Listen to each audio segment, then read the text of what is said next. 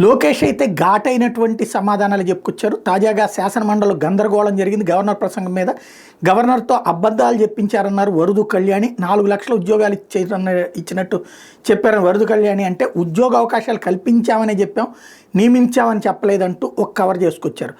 అదే సమయంలో వైసీపీ సభ్యులు వాస్తవాలు మాట్లాడాలన్నారు లోకేష్, వాకౌట్ చేయొద్దంటూ కూడా చెప్పుకొచ్చారు. మరోవైపు దీనికి సంబంధించినటువంటి అంశంలోనే ఏది మన ఎవరైతే యూనివర్సిటీ వైస్ ఛాన్సలర్లకు సంబంధించినటువంటి వాళ్ళందరూ కూడా బలవంతంగా వాళ్ళ చేత రాజీనామాలు చేయించారంటే వాళ్ళు ఎవరైనా చెప్పారా మీకు?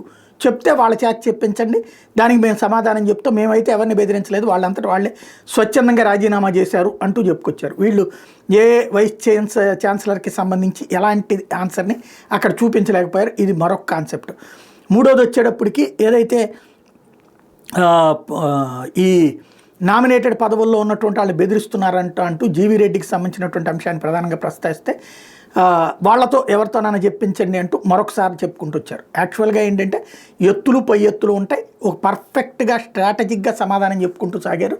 లోకేష్ ఒక్క చోటలో మిస్ అయిందల్లా ఏంటంటే ఇంతకుముందే చెప్పుకున్నటువంటి విధంగా దీనికి సంబంధించి అంటే ఉద్యోగాలు 4 లక్షలు కల్పించేశామనినేమో గవర్నర్ ప్రసంగంలో ఉంటుంది, ఈవెన్ పత్రికలు కూడా అయ్యే రాసుకొస్తే దాని గురించి అడిగినప్పుడు మాత్రం ఈ కాన్సెప్ట్ చెప్పుకొచ్చారనమాట.